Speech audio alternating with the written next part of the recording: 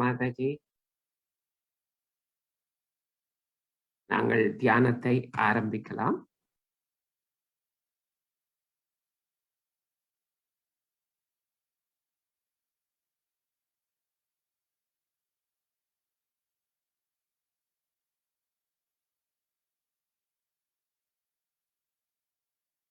கண்களை மெதுவாக மூடி இரு கைகளையும்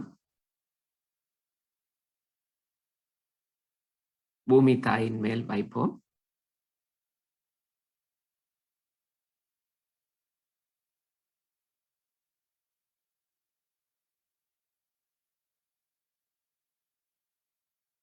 இன்றைய தியானம் நல்லபடியாக அமைய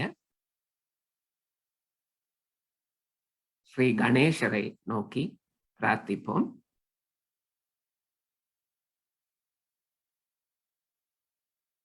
கவனத்தை மெதுவாக நன்றாக உள்ளே எடுத்து நம் மூலாதார சக்கரத்தை உள்ளந்தண்டு அடியில் வைத்துக் கொள்வோம்.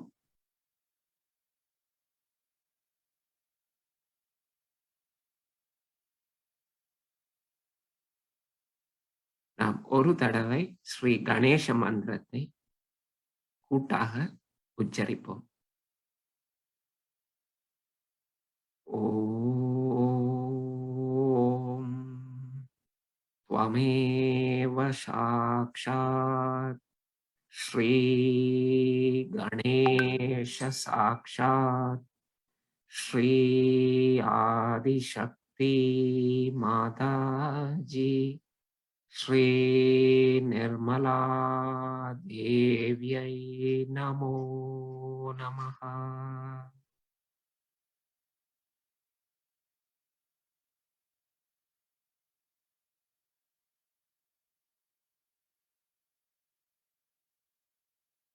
பூமி தாயே, நமது இடது வலது நாடிகளை சமநிலைப்படுத்தி நம் கவனத்தை நம் மைய நாடியில் நம் ஆத்ம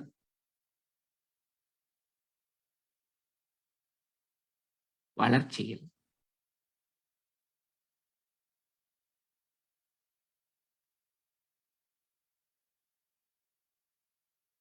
வைத்திருக்க செய்யுங்கள் தாயே.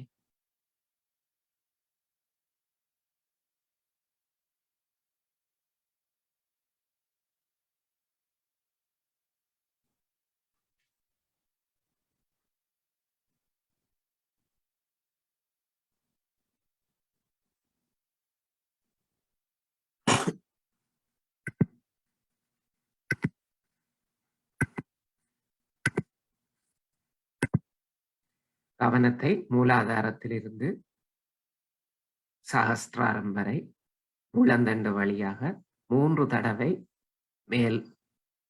மேலே கொண்டு வருவோம். மெதுவாக ஒவ்வொரு தடவையும் நாம் கூட்டாக ஓம் என்று உச்சரித்தவாறு கவனத்தை சகஸ்திராரத்துக்கு எடுத்துச் செல்வோம்.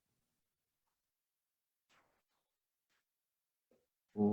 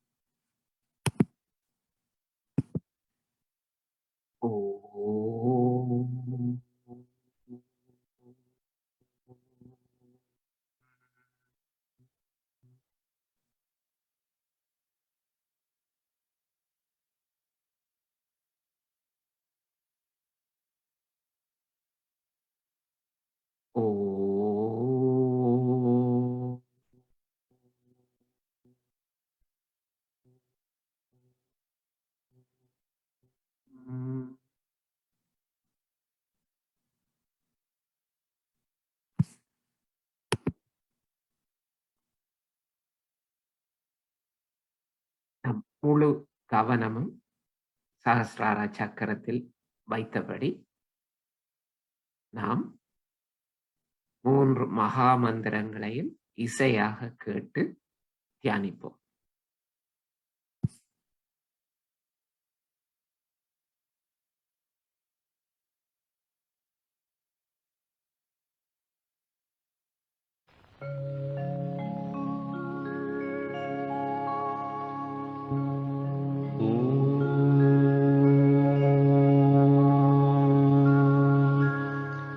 त्वमेव साक्षात् श्री महालक्ष्मी महासरस्वती महाकाली त्रिगुणात्मिका कुंडलिनी साक्षात् श्री आदिशक्ति माताजी श्री निर्मला देव्यै नमो नमः। ॐ त्वमेव साक्षात् श्री कल्की साक्षात् श्री आदिशक्ति माताजी श्री निर्मला देव्यै नमो नमः। ॐ त्वमेव साक्षात् श्री कल्की साक्षात् श्री सहस्रार स्वामिनी मोक्ष प्रदायिनी माताजी श्री निर्मला देव्यै नमो नमः।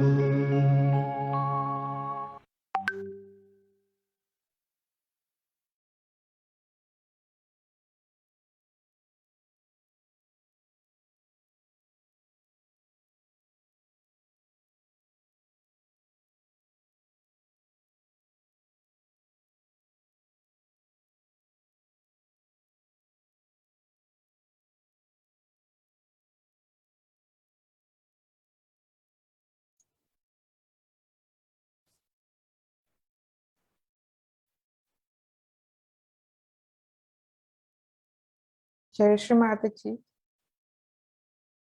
தொடர்ந்து எமது கவனத்தை தலை உச்சியிலும் இரு கைகளிலும் இருதயத்திலும் வைத்திருப்போம்.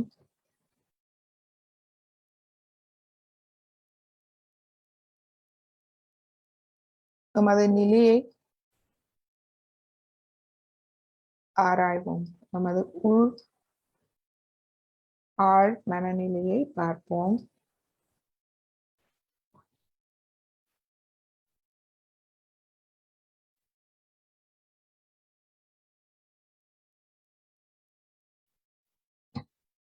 மாதாஜி, எனது கடந்த கால உபாதைகள், தேவையற்ற மன கட்டுப்பாடுகள், கவலைகளில் இருந்து என்னை விடுவியுங்கள். எதிர்கால பயம், கவலைகள், அதனால் ஏற்படும் தாக்கங்கள் அனைத்திலிருந்தும் என்னை விடுவித்து விடுங்கள்.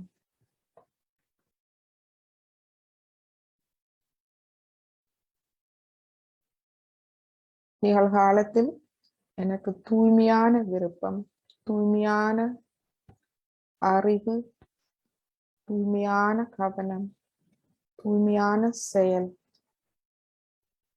மட்டுமே தந்தருளும்.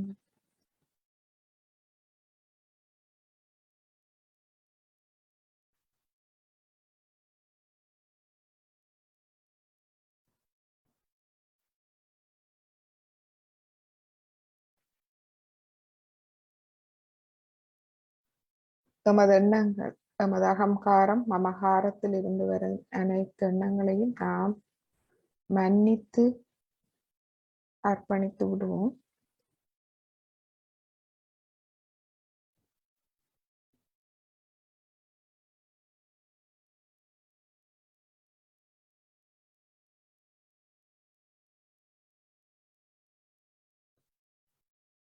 இப்பொழுது எமது கவனத்தை மூலாதார சக்கரத்தில் இருந்து உள்ளந்தண்டு வழியாக எமது சாஸ்திராரத்துக்கு கொண்டு வருவோம்.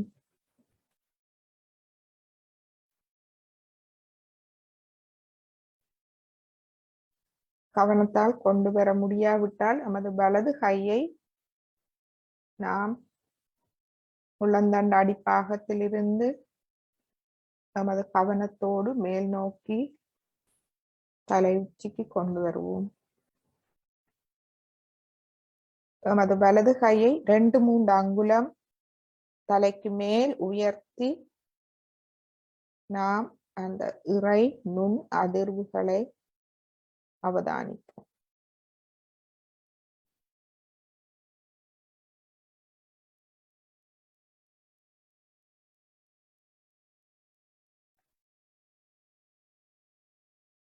ஸ்ரீ மாதாஜி,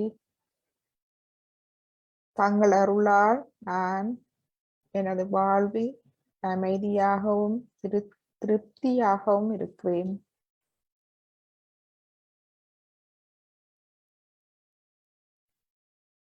ஸ்ரீ மாதாஜி, தங்கள் அருளால் நான் எனது வாழ்வில் அமைதியாகவும் திருப்தியாகவும் இருக்கின்றேன்.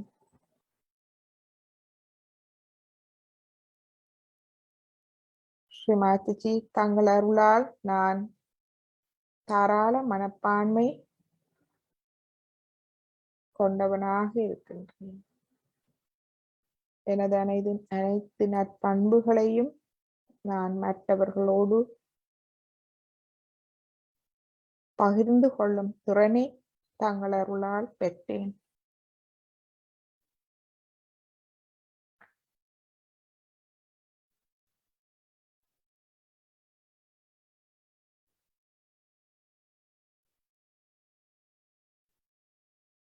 இப்பொழுது நுண் அதிர்வுகளை பாருங்கள், அதிகரிக்கிறதா என்று.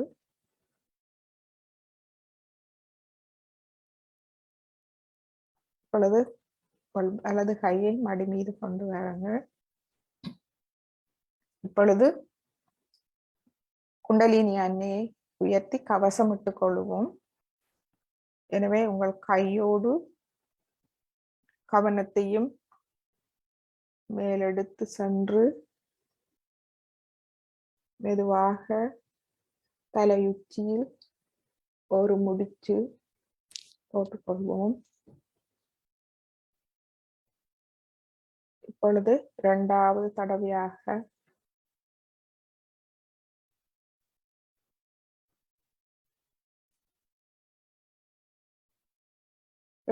முடிச்சு போட்டுக்கொள்வோம்.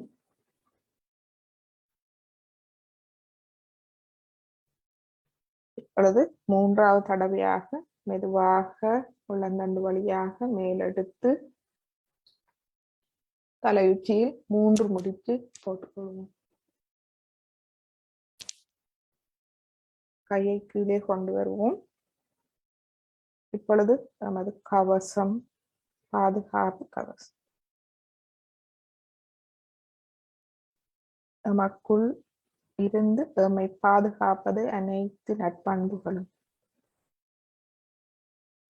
நற்பண்புகளும் எமது 7 சக்கரங்கள் வழியாக எமக்குள்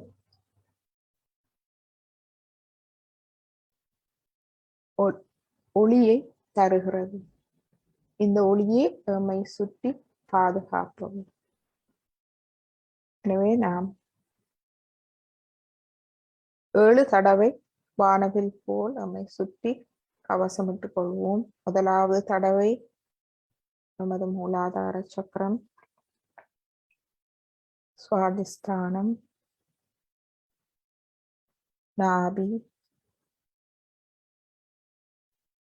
அநாகதம், விசுத்தி, ஆக்யா, சஹஸ்ரா.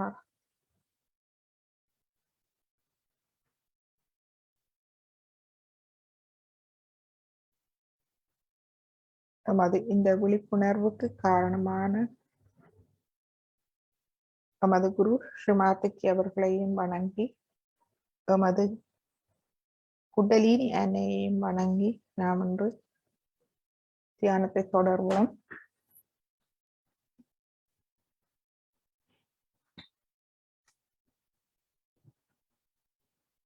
கடந்த வகுப்பில் நாம் பார்த்தோம், கடந்த வகுப்புகளில் இருதய சக்கரத்தை பற்றி, இடது இருதயம், நடு இருதயம், வலது இருதயம்,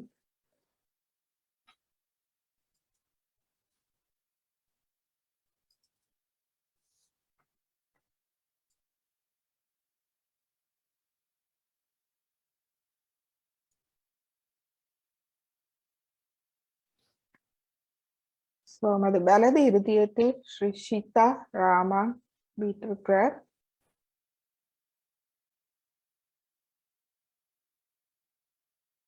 இவர் ஸ்ரீ விஷ்ணுவின் அவதாரம் ஆவார், 7வது அவதாரம்.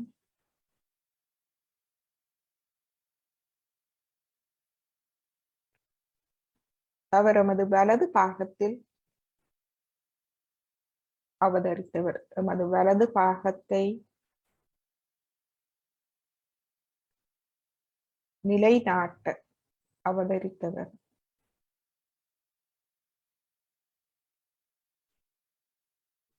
வலது பக்கம் கிரியா சக்தி, எமது செயல்கள்.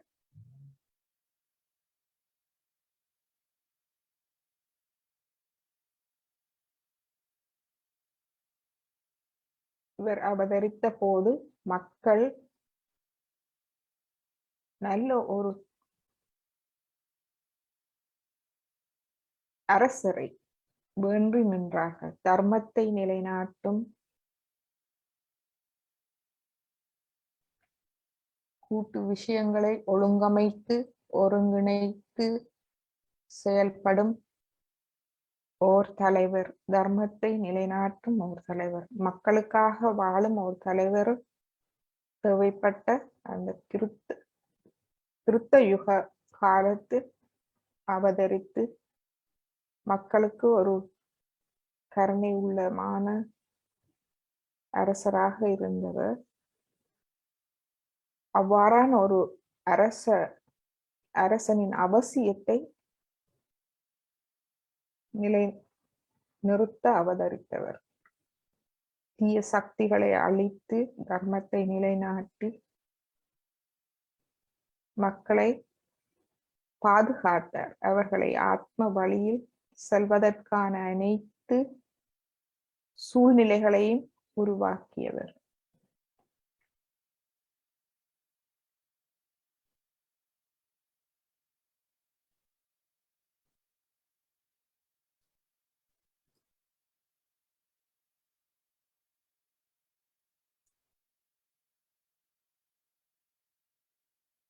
எனவே இந்த ராமராஜ்யம் மீண்டும் உலகில் ஒவ்வொரு நாட்டிலும் நிறுவப்பட வேண்டுமானால் மாத்திச்சு சொல்கிறார்கள், ஸ்ரீராமா எமது இருதயத்தில் வர வேண்டும், அவருடைய நற்பண்புகள் எமது இருதயத்தில் வர வேண்டும்.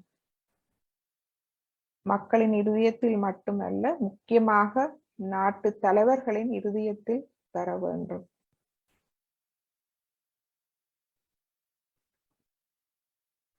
மற்றும் அவரை நாம் இருதயத்தில் கொண்டு வருவதற்கு நமக்கு நாம் உள்ளுக்குள் நம்மை தூய்மைப்படுத்திக் கொள்ள வேண்டும்.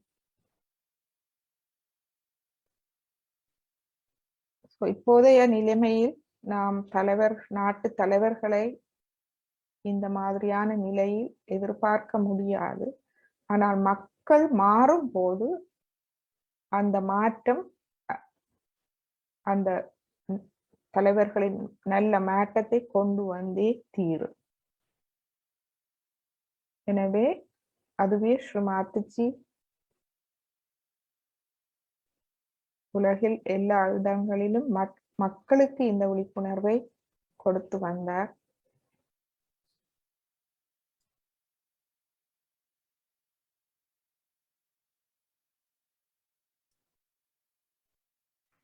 எனவே இந்த தூய்மை நமக்குள், ஸ்ரீராமரின் பண்புகள் நமக்குள் வருவதற்கு heart put into action, அதாவது நாம் நமது இருதயத்தில்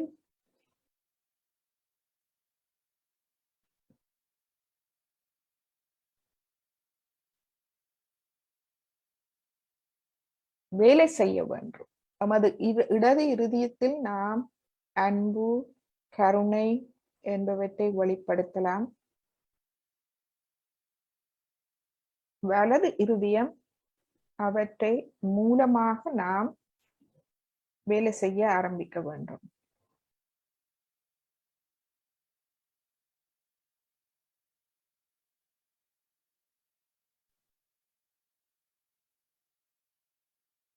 சுமாதிஜி சொல்கிறார்கள், many சகஜ யோகிகள்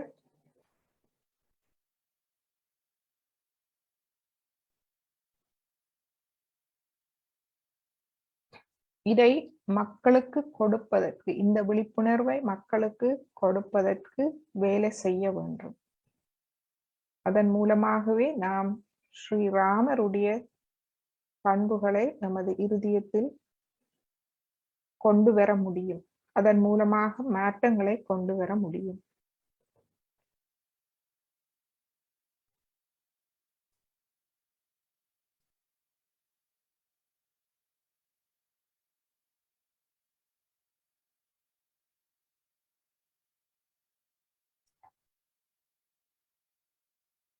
நமது தூய இருதயத்தை வேண்டிக் கொள்வோம். ஸ்ரீராமபிரானின் அனைத்து குணங்களையும் வேண்டிக் கொள்வோம்.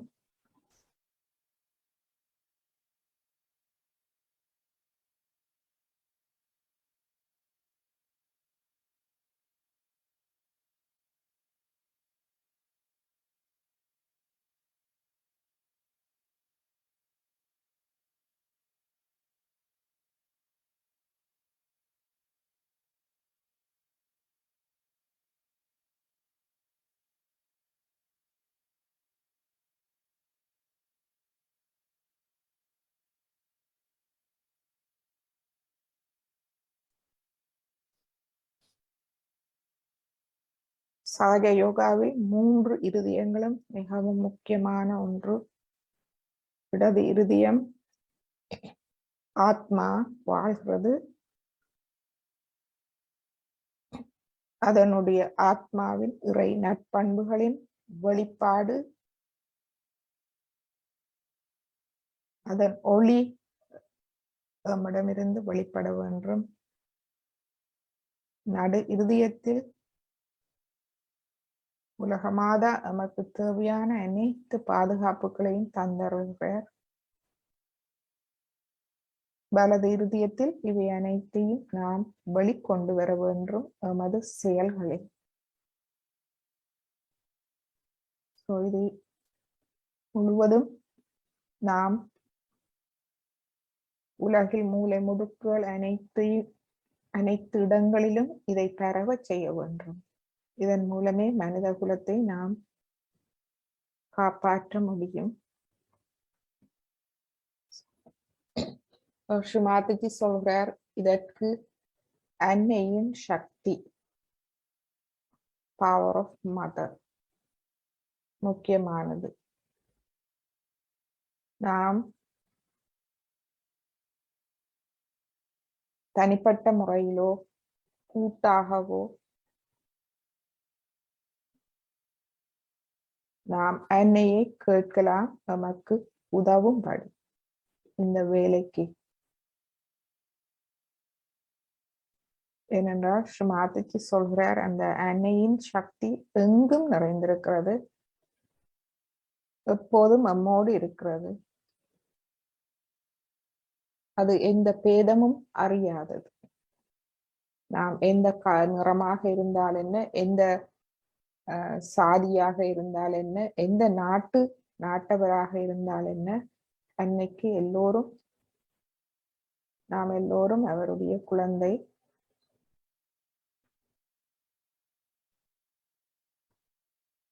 நாம் செய்ய வேண்டியது அவரை முள் வெளிப்படைய செய்வது.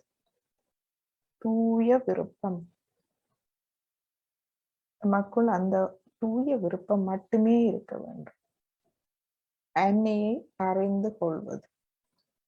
எம்மை இந்த அண்ட சராசரங்களை எல்லாம் இயக்கும் அன்னை, அனைத்து உயிர்களிடத்திலும் இருந்து அவற்றை இயக்கும் அன்னை, அதே போல் எம்முள் இருந்தும் எம்மை இயக்கும் அன்னையை நாம் அறிந்து கொள்ள வேண்டும். அதுவே எமது வேலை.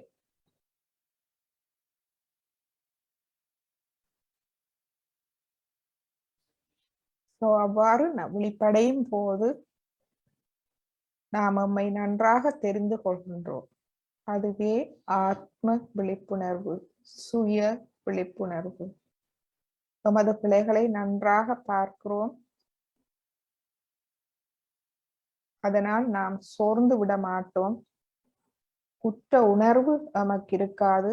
ஒன்றே ஒன்றுதான் நமக்கு இருக்கும். அதிலிருந்து நான் விடுபட்டு ஒரு நல்ல ஆத்மாவாக வர வேண்டும் என்ற தூய விருப்பம் மட்டுமே நமக்குள் இருக்கும்.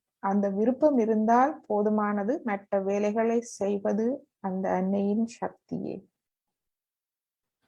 அதுவே நமக்குள் மகா காளி சக்தியாக அன்னை சக்தி இருக்கின்றது.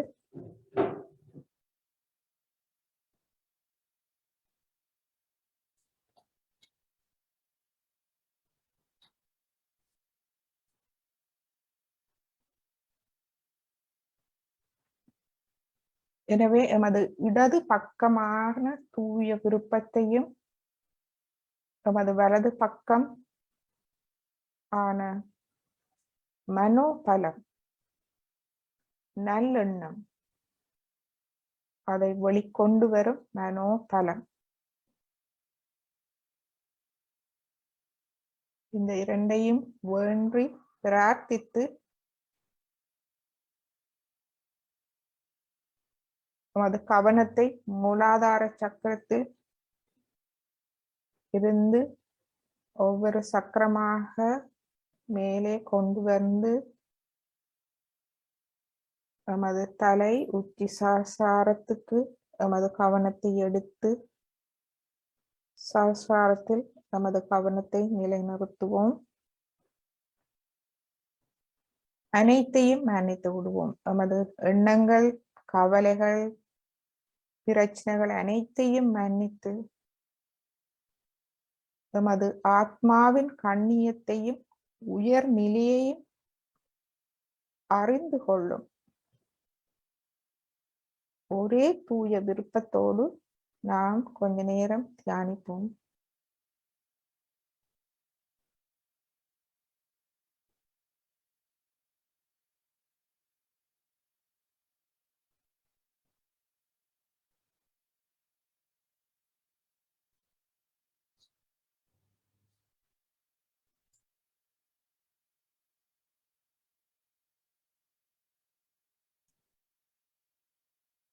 நிசப்தமான தியானத்தில் இருப்போம்.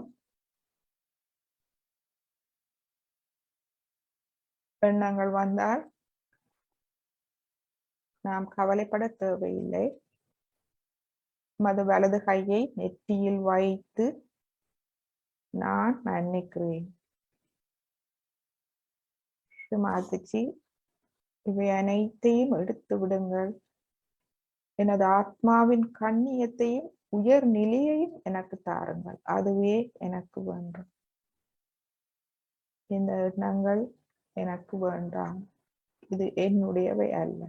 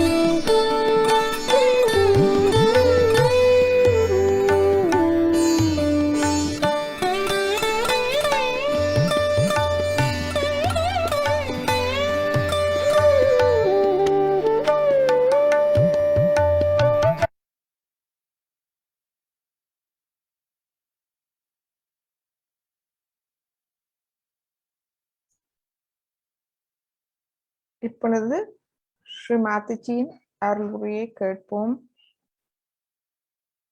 அன்னையின் அன்பு பற்றிய அருளுரை.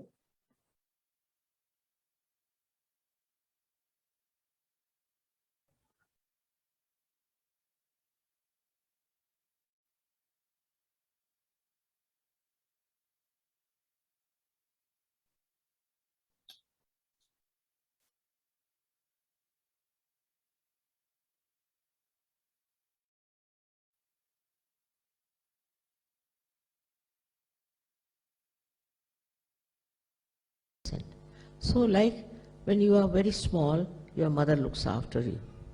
In the same way, this Mahakali looks after you. Then the Mahasaraswati power comes in, and she educates you, she gives you other ideas of knowledge, this, that. But looking after the child in you, looking after your innocence and your compassion is all done by this Mahakali power. So she is extremely sensitive about her children. Nobody dare touch her children. For her, everybody is like a child. Those who are realized so specially, she thinks are children. And in no way they should be hurt. Nothing should happen to them. She is always following them. One can say if she is a person, how does he follow them? Because she is omnipresent. She is present everywhere. Everywhere in your life she is there. Especially with Saj Yogis, she follows them up and down. Everywhere, whatever you are doing, you are in an accident, she is there to save you. She is like an angel behind you. And nothing can happen to you if you really worship her from your full heart. Not for any gain, not for any achievement, but for her blessings. Her blessings are very great, and they really have enriched human beings. They have enriched this earth. They have enriched everything because of the blessings of Mahakali. Of course, then there comes the Mahalakshmi. Her thing is that in Mahalakshmi principle you become sort of detached. You start finding that what is this world after all? And a kind of a feeling of detachment comes into you, and you start thinking that there must be something better. There must be truth beyond. Especially people who have been tortured by bad people always think like that there must be someone who will raise us from this. Here comes the Mahalakshmi principle in you, which is the principle of the goddess of ascent. She puts the ideas in your head that what is next? What do we have to do? After all, is this the end of our life? What is the purpose of this life? Why have we come on this earth? What is so special that we should live on this earth? All such fundamental questions start rising. And then he just take to the seeking. In that also you have to understand the Mahalakshmi principle is very, very, very different from what people understand. They think if they are seeking, it should be intelligible, it should be through their minds, or could be rational, all these, or scientific. That's how they move, seeking the truth. It's not possible. Mahalakshmi's principle is like this, that you should have earnest desire to know the truth and truth and truth and nothing else. When you think like that, then you will not take to other things. So many people took to drugs thinking that by doing that they will achieve their self-realization. It's a wrong idea. How can you get away from your awareness can achieve that? So awareness is the most important thing. If you can go into the realm of awareness, then you have to understand the basic awareness is not to be lost. If your basic awareness is lost through drinking or through drugs or all these things that people do, they think that they are seeking, that's why they are doing. So sometimes they take excuse of seeking to do wrong things. It's like a revenge on yourself, I think, that you want to revenge yourself by thinking that you are now seeking. It's not the real seeking. In a real seeking, a person has to just meditate and should find out what is the right way. But that too by not reading some books or listening to some false gurus.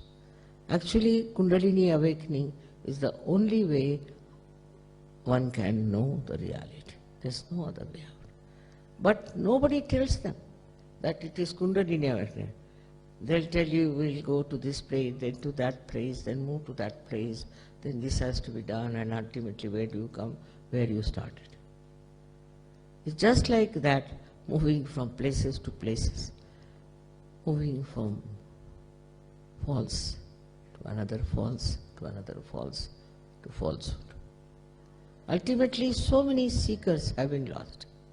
So many have been lost because they thought that certain type of is very precious. Seeking is very precious because you can pay lots of money to the guru. I mean, you can purchase the guru, and so all the rich people can become enlightened. That means that. But I don't think the percentage of good people are only rich. The people who are good, whether they are rich or not is not the point. But such people try to gather around a person because I think there's a subtle ego of their money, that we can afford to buy this, buy that. Once I was in America and there was one lady who came to see me, and she didn't know that I was a spiritual person. So she said, now there's a very good guru who has come to America. I said, really, what does he do? He said, there's a sale on. I said, really? You can pay him half the amount. He can give you his blessings, all right. Then next week she said, now the sale has come to 1/4. If you pay the 1/4 amount, then he will give you the full knowledge. I said, how can he reciprocal? It's not proportionate. I said, even you are giving half, he was giving you half. And when you are giving 1/4, he is giving full. That's the thing, he said. He is very magnanimous, you see. That's the point. I said, for all such people who think they can purchase truth, they cannot achieve it. You cannot purchase it. You cannot pay for your Kundalini awakening. No. Nor you should take any payment for that. Self-realization is absolutely the divine grace. And you cannot take money for that. You cannot sell it. It's not so cheap to be sold. If you understand that, then the Mahalakshmi power works. And Mahalakshmi power is really meant for people who are genuine seekers, who are really seeking genuinely. It acts and works so well that they achieve a kind of a very, very spontaneous realization. This spontaneous realization, you all have got it. You don't have to go to Himalayas, you don't have to do anything like that. All those things are over, you have done it. In your previous lives, you must have done it. Now you don't have to do anything. You are getting it just sitting down here. Wherever you are in the whole world, you can get it. And it is spreading very fast. Now it's also the duty of Sahaja-yogis to spread Sahaja Yoga. So it's best is always ask her to help you on individual basis, on a national basis, maybe on a collective basis, or maybe on a global basis. That's what she exists everywhere. She is globally available. Anywhere you may be having any color, any race, any nation, anything. But she exists within you all the time, and to worship her and to awaken her is only your due that you have to do. If she is awakened within you, you will be a humble person. You will see what mistakes you have been committing, and you will feel bad about it. You will not feel guilty, but you will feel bad that I will never do such thing. I have done very great wrong. And then you will try to correct it. All this works out very well when you are pure in your heart. Your heart should be pure.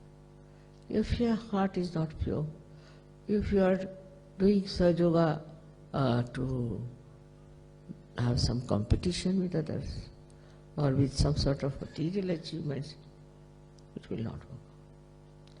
You have to do it in a way that is an innocent act, that you are worshipping your mother like a little child worships and loves his mother.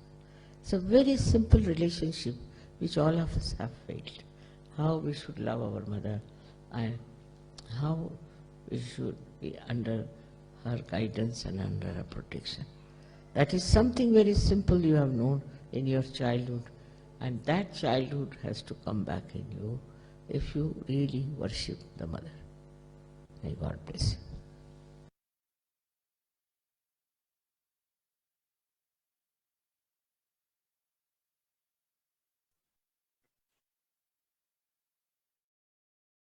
சிறிது நேரம் அமைதியான தியானத்தில் இருப்போம்.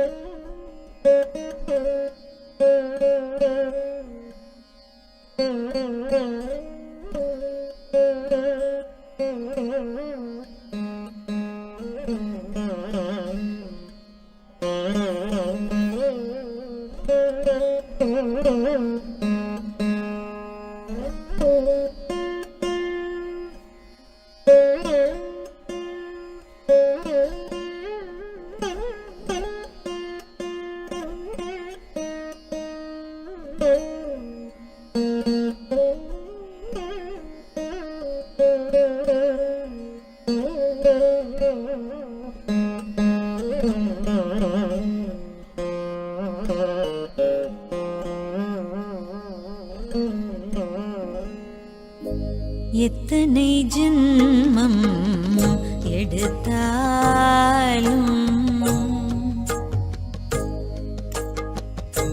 எத்தனை ஜென்மம் எடுத்தாலும் எந்தன் கடன் தீருமோ அம்மா எத்தனை ஜென்மம் எடுத்தாலும் எந்தன் கடன் தீருமோ அம்மா எத்தனை ஜென்மம்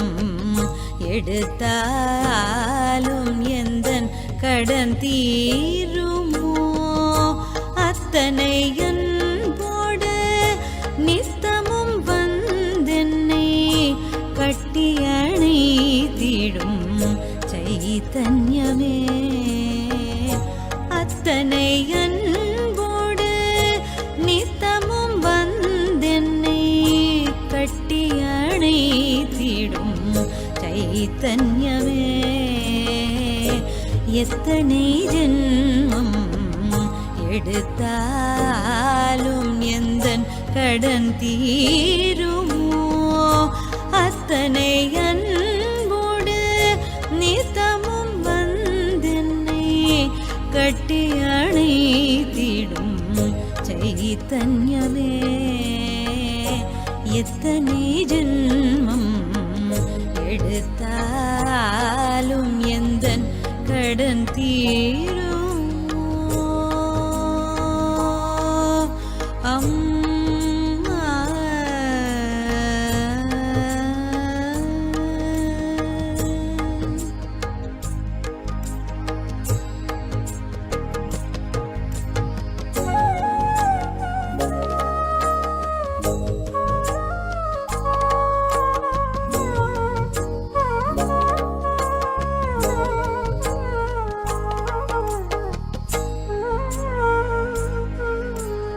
என் செய்தேனோ ஒன்றும் அறியேன் என் செய்தேனோ ஒன்றும் அறியேன் பூஜையின் பலனோ தர்மத்தின் பலனோ முன் ஜென்மத்தின் பலனோ என் செய்தேனோ ஒன்றும் அறியேன் ஆத்ம சாட்சாத்காரம் அனுபவம் பெறவே ஆத்ம சாட்சாத்காரம் அனுபவம் பெறவே எத்தனை ஜென்மம் எடுத்தாலும் எந்தன் கடன் தீருமோ அம்மா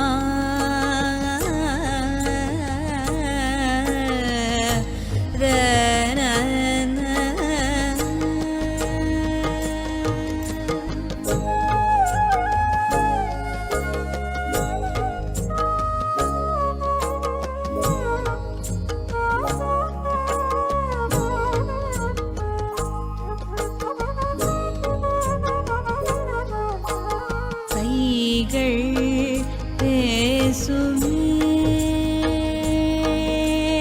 கைகள் பேசுமே உன்னருளால் கைகள் பேசுமே உன்னருளால் சூக்ஷ்ம உடலின் ஞானமும் பெற்று சூக்ஷ்ம உடலின் ஞானமும் பெற்று என் நிலை அறிவித்து என் குறை தெரிவித்து என் நிலை அறிவித்து என் குறை தெரிவித்து திருத்தங்களும் செய்து ஆனந்தம் பெறவே திருத்தங்களும் செய்து ஆனந்தம் பெறவே எத்தனை ஜென்மம் எடுத்தாலும் எந்தன்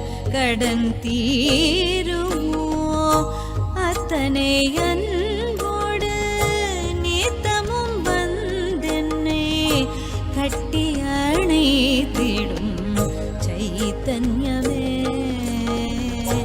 எத்தனை ஜென்மம் எடுத்தாலும் எந்தன் கடன் தீருமோ அம்மா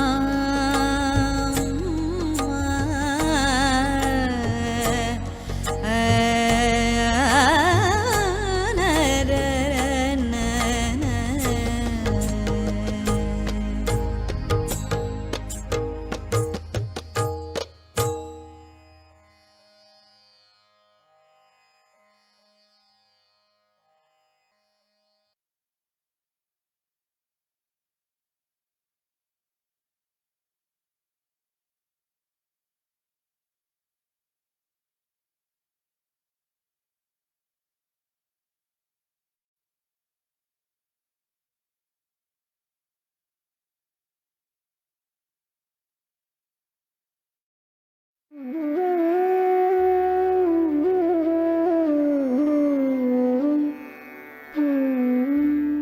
hand has to be put in front like that, and the right hand is to be turned in a clockwise manner. Let's do it.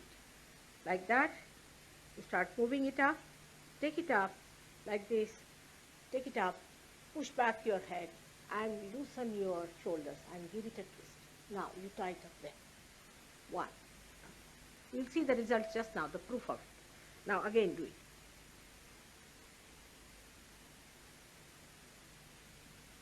Take it up, push back, give another tie. Now the third one has to be 3 times you have to tighten.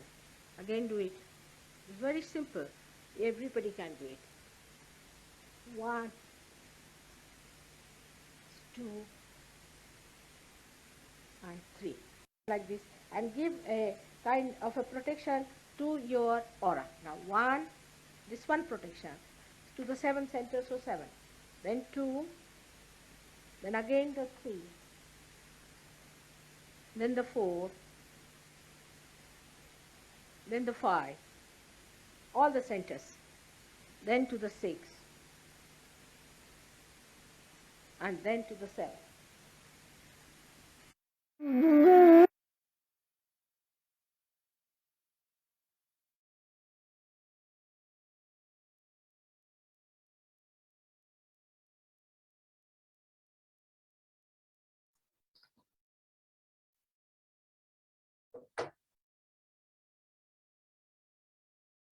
Jai Sri Mataji அனைவருக்கும்